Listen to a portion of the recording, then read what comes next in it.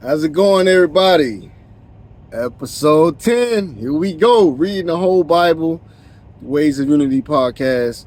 I just want to tell y'all thank you for still tuning in here with me on this journey of reading the whole Bible.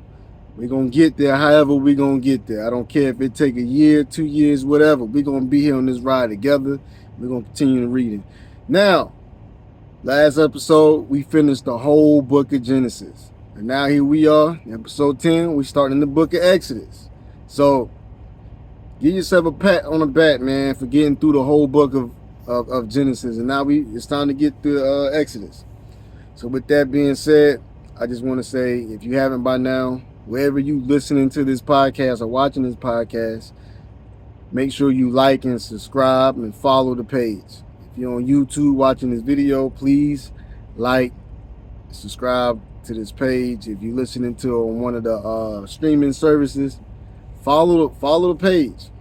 All right, you can follow my Instagram at Dom_Lee7, or you can go on the Ways of Unity page and follow that as well at ways.of.unity. All right, we got merch. Go to waysofunityclothing.com if you want to support this shirt, or anything else up there that you might be interested in.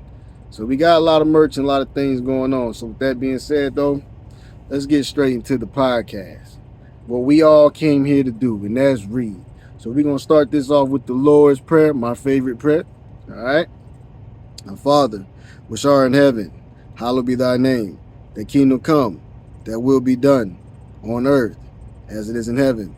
Give us this day our daily bread. Forgive our trespassers, and we forgive those who trespass against us. Lead us not into temptation, but deliver us from evil. Thine is the kingdom, the power, and the glory, forever and ever. Amen.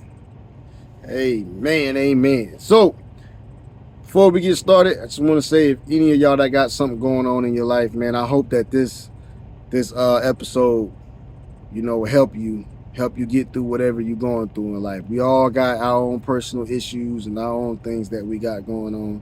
So I just want to say, we all human, but this is a place where you can lay all your problems out and just enjoy the words, the scriptures, all right? I'm not a preacher, not a religious teacher. I'm not any of that. I'm just a regular old guy. I'm just a truck driver. That's it. Just a regular guy who just want to learn about God. That's it. So I'm just like you. I'm a sinner just like you. You got a past, I got a past. You got a present, I got a present. So I'm just like you guys, all right? But anyway, hold on right quick. Let me do something. Let's close this up. Trying to get this phone situated. All right, guys. Now let's get to it. I'm reading out of the Legacy Standard Bible. You can read whatever translation that you choose to read. But that's the translation I'm going with, all right? So, all right, Exodus 1. Here we are, verse 1. Now these are the names of the sons of Israel who came to Egypt with Jacob.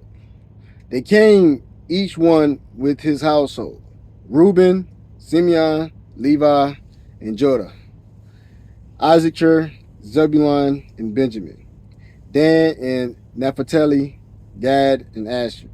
And all the persons who came from the loins of Jacob were 70 in number. But Joseph was already in Egypt. Then Joseph died, and all of his brothers, and all that generation. But the sons of Israel were fruitful and increased and multiplied and became exceedingly mighty, so that the land was filled with them. And a new king arose over Egypt, who did not know Joseph. And he said to his people, Behold, the people of the sons of Israel are more and mightier than we. Come, let us deal wisely with them, lest they multiply and it be, in the event of war, that they also join themselves to those who hate us and fight against us and go up from the land. So they appointed taskmasters over them to afflict them with hard labors. And they built For Pharaoh stored cities, Pithom and Ramses. But the more they afflicted them, the more they multiplied, and the more they spread out, so that they were in the dread of the sons of Israel. So the Egyptians brutally compelled the sons of Israel to slave labor, and they made their lives bitter with hard slave labor and mortar and bricks and all kinds of slave labor in the field, and all their slave labor which they brutally compelled them to do. Then the king of Egypt spoke to the Hebrew midwives, one of whom was named Shiphrah, and the other who was named Puah. And he said, when you are helping the Hebrew women to give birth and see them upon the birth stool, if it is a son, then you shall put him to death. But if it's a daughter, then she shall live. But the midwives feared God and did not do as the king of Egypt had spoken to them, but let the boys live. So the king of Egypt called for the midwives and said to them, why have you done this thing and let the boys live? Then the midwives said to Pharaoh, because the Hebrew women are not as the Egyptian women, for they are vigorous and give birth before the midwife can come to them. So God was good to the midwives, and the people multiplied and became very mighty. Now it happened that because the midwives feared God, he made households for them. And Pharaoh commanded all his people, saying, every son who is born you are to cast into the Nile, and every daughter you are to keep alive. All right, that's chapter 1. So picking up from where Genesis left off, here in chapter 1, as you can see, time has went by. Joseph is no longer here with us, and there's a new Pharaoh in town. All right, Egypt doesn't have the same Pharaoh that looked out for God's people, the Hebrews, right? So this Pharaoh here, he's fearing that because the Hebrews are growing in larger numbers and things, and he feel like because they're not technically with them, he feel like one day that they're gonna, come up against them. So he's stricken hardship punishment. You know what I mean? Like have them pretty much. This is pretty much slavery of the times, like in America, but probably 10 times worse. You know what I mean? Because there is no rules and laws in place. This is Egypt. All right, these probably the people who built the pyramids, as far as we know. I don't know. I'm just talking. But let's keep going, man. Let's go to chapter 2. All right. And a man from the house of Levi went and took a daughter of Levi as a wife. And the woman conceived and bore a son. And she saw that he was beautiful. So she hid him for 3 months, but she could not hide him any longer. So she took for him an ark of papyrus reeds and covered it over with tar and pitch. Then she put the child into it and put it among the reeds by the bank of the Nile. And his sister stood at a distance to know what would be done to him. And the daughter of Pharaoh came down to bathe at the Nile with her young women, walking alongside the Nile. And she saw the ark among the reeds and sent her maidservant, and she took it to her. Then she opened it and saw the child, and behold, the boy was crying. And she had pity on him and said, this is one of the Hebrews' children. Then his sister said to Pharaoh's daughter, shall I go and call a nurse for you from the Hebrew women, that she may nurse the child for you? And Pharaoh's daughter said to her, go. So the girl went and called the child's mother. Then Pharaoh's daughter said to her, take this child away and nurse him for me, and I will give you your wages. So the woman took the child and nursed him. And the child grew. And she brought him to Pharaoh's daughter, and he became her son. And she named him Moses, and said, because I drew him out of the water. Now, it happened in those days that Moses had grown up, and he went out to his brothers and looked on their hard labors. And he saw an Egyptian striking a Hebrew, one of his brothers. So he turned this way and that, and he saw that there was no one around. So he struck down the Egyptian and hid him in the sand. Then he went out the next day, and behold, two Hebrews were struggling with each other. And he said to the wicked one, "Why are you striking your companion?" But he said, "Who made you a ruler or a judge over us? Are you intending to kill me as you killed the Egyptian?" Then Moses was afraid, and he said, "Surely the matter has become known." And Pharaoh heard of this matter. So he sought to kill Moses. But Moses fled from the presence of Pharaoh and settled in the land of Midian. And he sat down by a well. Now the priest of Midian had 7 daughters, and they came and drew water and filled the troughs to give water to their father's flock to drink. Then the shepherds came and drove them away. But Moses rose up and saved them and gave water to their flock to drink. Then they came to Reuel their father, and he said, "Why have you come back so soon today?" So they said, "An Egyptian delivered us from the hand of the shepherds, and he actually even drew the water for us and gave water to the flock to drink." And he said to his daughter, "Where is he then? Why is it that you have left the man behind? Call him so that he may eat bread." And Moses was willing to settle down with the man, and he gave his daughter Zipporah to Moses. Then she gave birth to a son, and he named him Gershom. For he said, "I have been a sojourner in a foreign land." Now it happened in the course of those many days that the king of Egypt died, and the sons of Israel signed because of the slavery, and they cried out, and their cry for help because of their slavery rose up to God. So God, hearing their groaning, God remembered his covenant with Abraham, Isaac, and Jacob. And God saw the sons of Israel, and God knew them. So here in chapter 2 that we just read,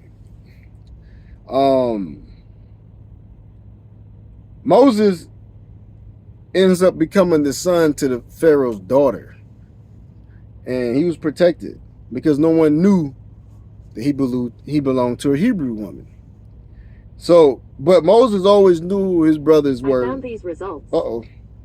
I don't know why I did that. But Moses always knew who his people was, right? So, well, were. So he ended up seeing one of his Hebrew brothers, getting taken advantage of. And he ended up killing the Egyptian. So when he killed the Egyptian, he thinking everything good until he see 2 of his other Hebrew brothers getting into it, fighting each other. And he like, "Yo, why y'all fighting each other? We were supposed to be coming together." And one of them like, "Hold on, I know you ain't trying to come over here and try to tell us what to do when you killed somebody. You killed one of the Egyptians." So now Moses scared because he like, "Yo, if they know about this, that means Pharaoh definitely got to know about this." So now he's scared. So he ends up fleeing away and whatnot. Go to this little town called Midian. I hope I'm saying that right. And he found 7 young beautiful women at the well or whatever, and they told their father about him. And now he ends up finding love. Got a son. He's somewhere different than Egypt. All right. So Moses got to get up out. He had to get up out of there and start a whole new life. All right, let's keep going. All right, now this is chapter 3. We moving along, baby. Now Moses was pasturing the flocks at Jethro, his father-in-law, the priest of Midian, and he led the flock to the west side of the wilderness and came to Horeb, the mountain of God, and the angel of Yahweh appeared to him. Gotta turn some AC on in here.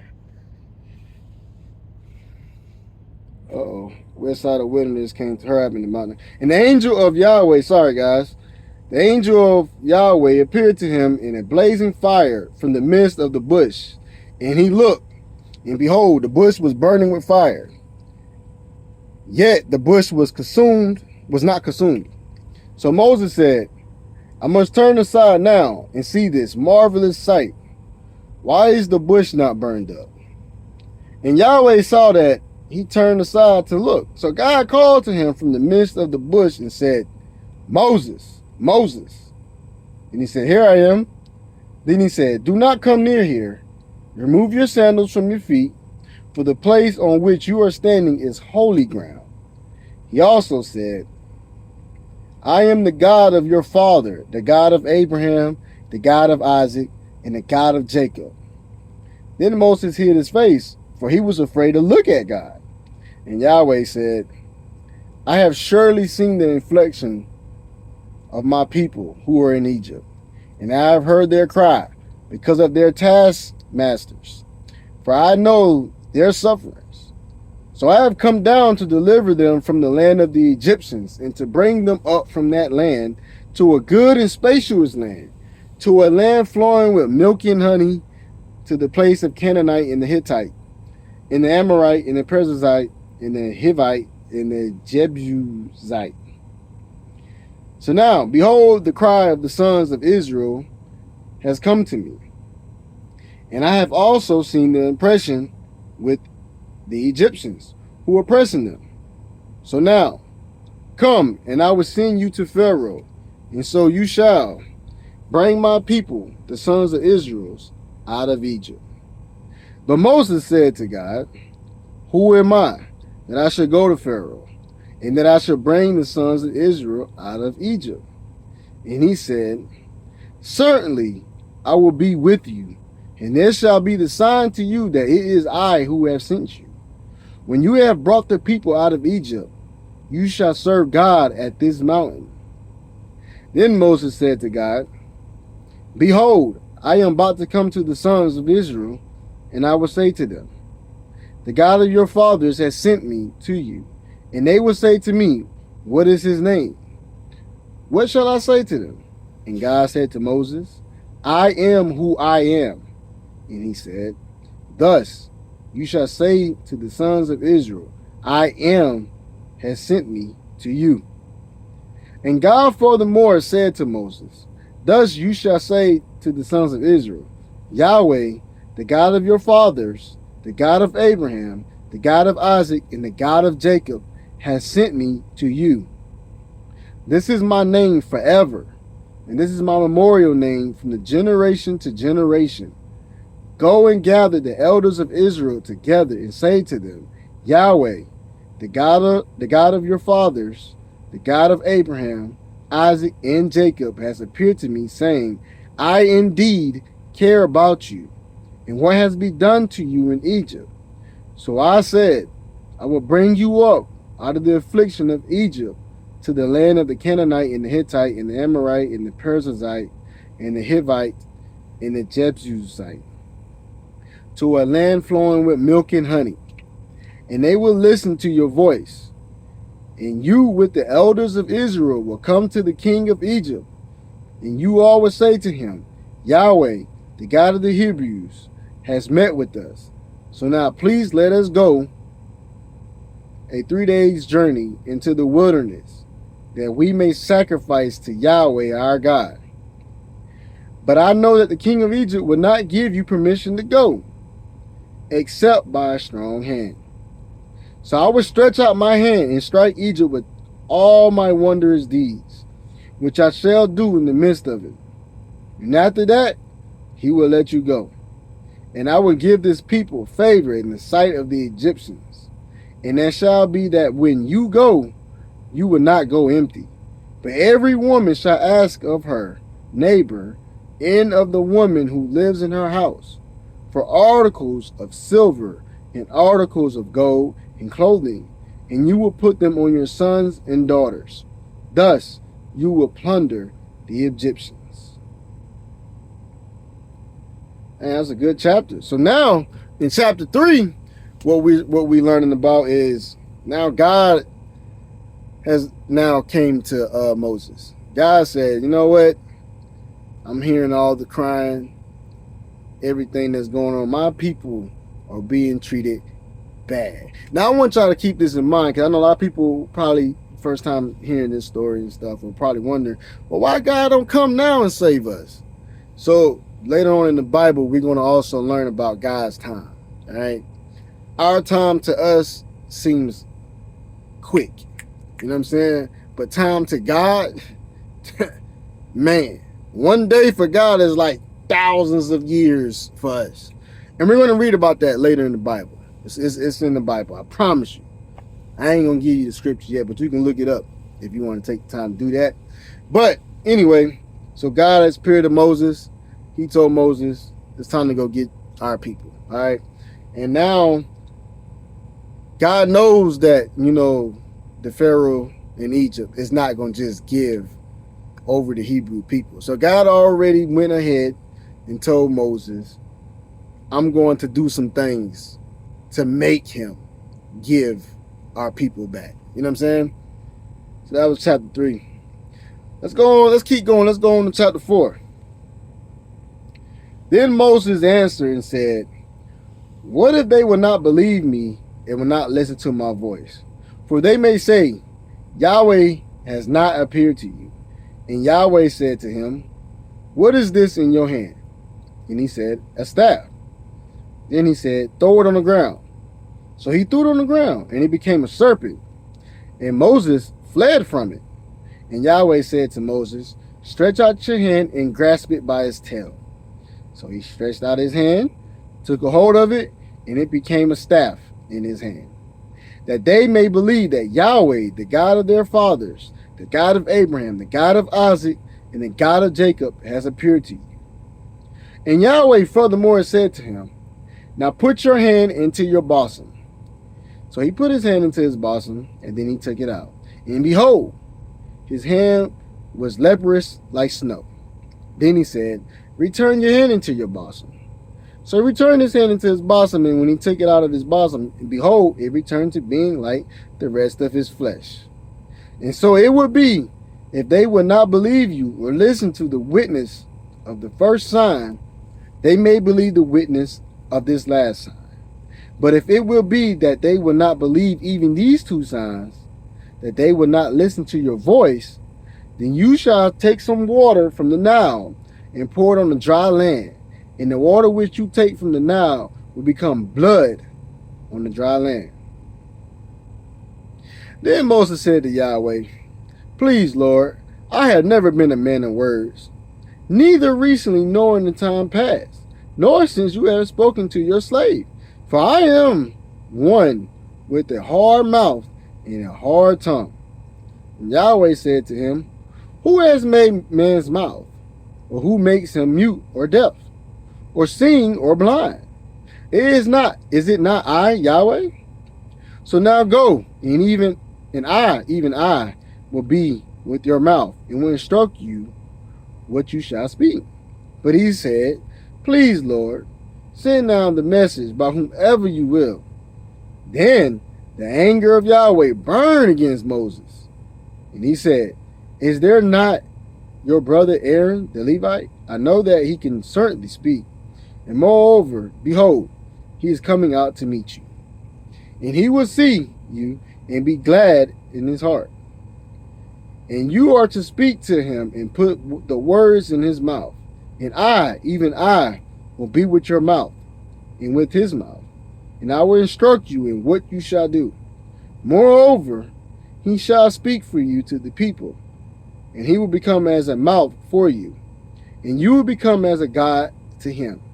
And you shall take in your hand this staff, which you shall do the signs. Then Moses went and returned to Jethro, his father-in-law, and said to him, please let me go, that I may return to my brothers who are in Egypt, and see if they are still alive. And Jethro said to Moses, go in peace.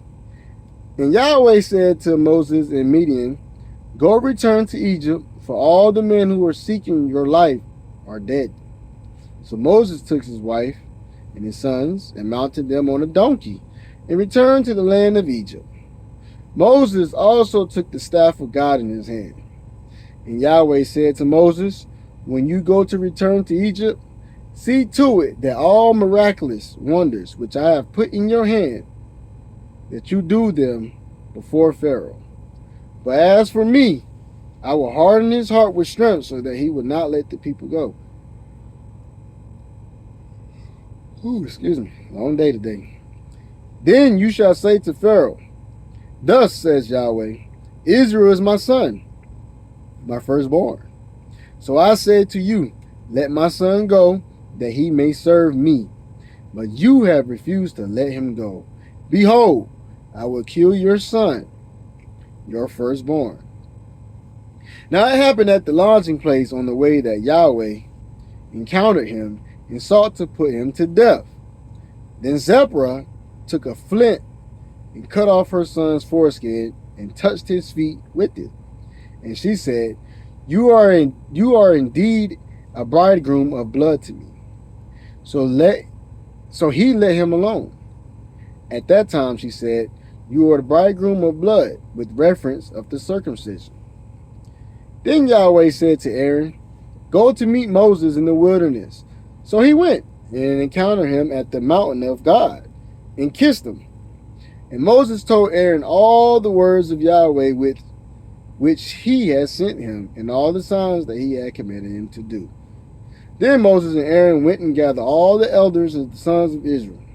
And Aaron spoke all the words which Yahweh had spoken to Moses. He then did the signs in the sight of the people. So the people believed, and they heard that Yahweh cared about the sons of Israel, and that he had seen their affliction. So they bowed low in worship. So, chapter 4, God gave Moses some tasks. He said, hey, this is what you're going to do. This is what you're going to say. All right. Moses, on the other hand, starting to see Moses is probably a very shy guy. All right. Moses, on the other hand, saying, God, please find somebody else. I can't do this. I don't want to do this. I can't do it. That kind of pissed God off a little bit. He got a little angry. But he used his brother Aaron. He said, all right, so what we're going to do is we're going to let Aaron be your interpreter. Okay? Aaron is going to say everything as you do it. He's going to speak everything I'm telling you to speak. And we're going to go from there. And that's what they did. And the people believed him. Chapter 5. Make sure we looking good. Okay, yeah, we doing good.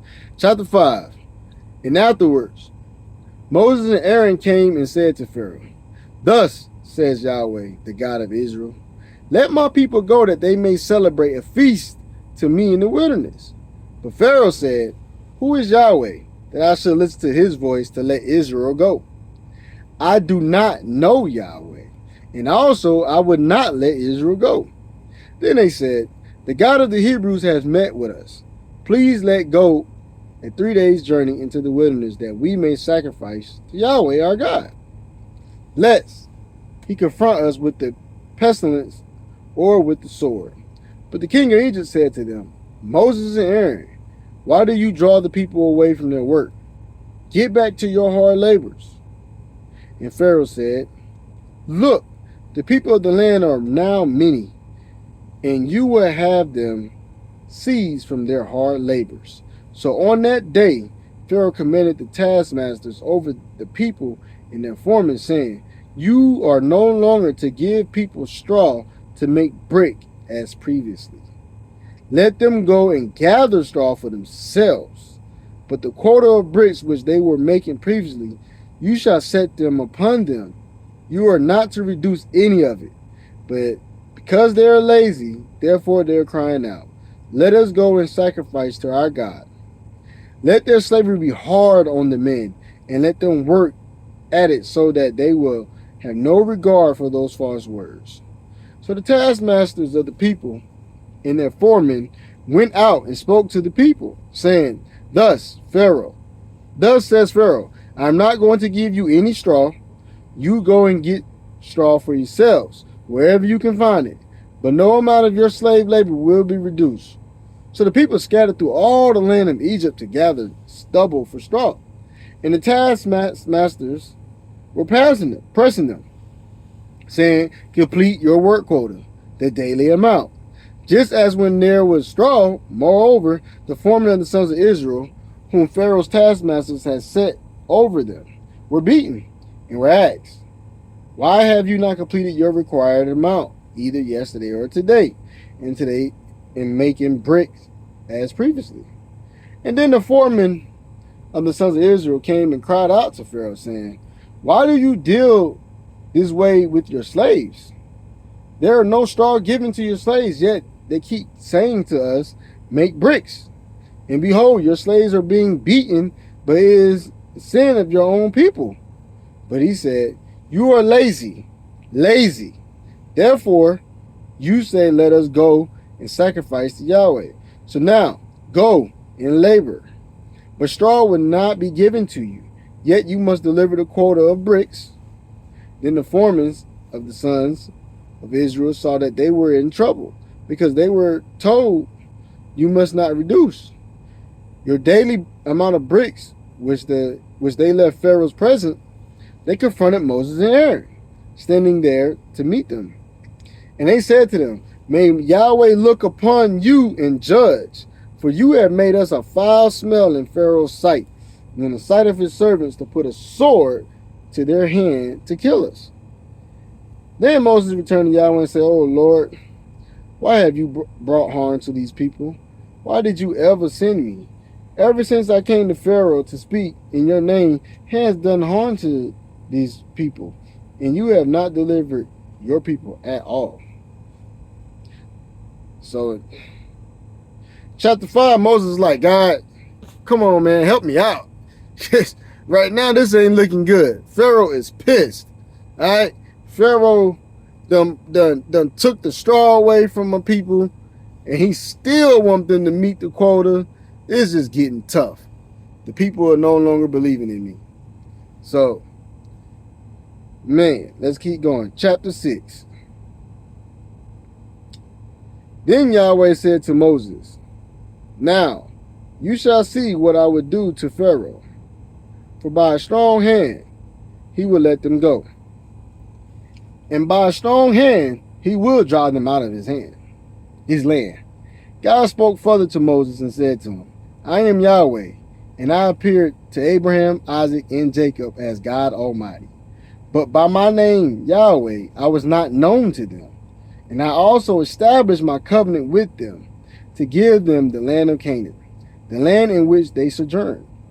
Furthermore, I have heard the groaning of the sons of Israel, because the Egyptians are holding them in slavery, and I have remembered my covenant. Say, therefore, to the sons of Israel, I am Yahweh, and I will bring you out from under the hard labors of the Egyptians, and I will deliver you from their slavery. I will also redeem you with an outstretched arm, with great judgments. Then I will take you for my people, and I will be your God. And you shall know that I am Yahweh your God, who brought you out from under the hard labors of the Egyptians. And I will bring you to the land which I swore to give to Abraham, to Isaac, and to Jacob. And I will give it to you for a possession. I am Yahweh. So Moses spoke thus to the sons of Israel, but they did not listen to Moses on account of their weakness of spirit in hard slavery. Now Yahweh spoke to Moses, saying, come, tell Pharaoh king of Egypt to let the sons of Israel go out of his land. But Moses spoke before Yahweh, saying, behold, the sons of Israel have not listened to me.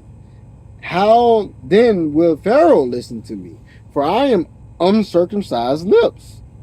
Then Yahweh spoke to Moses and to Aaron, and gave them a command for the sons of Israel, and for Pharaoh king of Egypt, to bring the sons of Israel out of the land of Egypt. These are the heads of their father's household, the sons of Reuben, Israel's firstborn, and where they from and whatnot. So I'm just gonna skip past 14 through 24. Well, excuse me, and I'm gonna pick back up at 25. All right, verse 25. And Aaron's son Eleazar took one of the daughters of Petel as a wife, and she bore him Phinehas. These are the heads of the fathers' households of the Levites, according to their families. It was the same Aaron and Moses to whom Yahweh said, bring out the sons of Israel from the land of Egypt, according to their hosts. They were the ones who spoke to Pharaoh, king of Egypt, to bring out the sons of Israel from Egypt. It was the same Moses and Aaron. Now, it happened on the day when Yahweh spoke to Moses in the land of Egypt, that Yahweh spoke to Moses, saying, I am Yahweh. Speak to Pharaoh, king of Egypt, all that I am speaking to you. But Moses said before Yahweh, Behold, I am uncircumcised lip. How then will Pharaoh listen to me? All right. That was the end of chapter 6. So, Moses, to me, he's a little timid. You know, he got a lot. And that's pretty much a lot of us, because I can't even imagine, you know, God asking me to go save an entire group of people like that. Because Moses got a lot of questions. He got a lot of doubt, right? But I think Moses is going to get it done. Well, of course he's going to get it done. We're going to read about it next time. All right. That was the end of episode 10, guys. I just want to tell y'all I appreciate y'all for taking this time out of y'all day. You know, these 30, 40 minutes, they go by so quick. So I appreciate y'all for even giving me that little bit of time to read to y'all. Like I said, I'm on this journey. I've listened to the Bible all the way through before, but this time I want to read it out loud and have people read out loud with me. All right. So whatever you got from today's reading, I ask that you comment. Let me know your interpretation of what we read. All right. Maybe you can break something down for me to help me understand. Right. All right. Well, I hope you guys are having a great weekend. Make sure you say your prayers. Right. Tell your loved ones you love them. Tomorrow is not promised to us. So if you're out there, wherever your loved ones are doing, take the time to tell them that you love them. All right. Because tomorrow is not promised to us. I just had to say that. All right. And before we go, like I said, this is a Ways of Unity t-shirt, guys. You can go to waysofunityclothing.com. waysofunityclothing.com to get your Ways of Unity apparel. All right. If you want to support, that's how you can support me. Other than that, I don't take donations and all that stuff. I'm doing this for free. I love to read the Bible. So, that being said, y'all have a great weekend. I love all of y'all. Peace.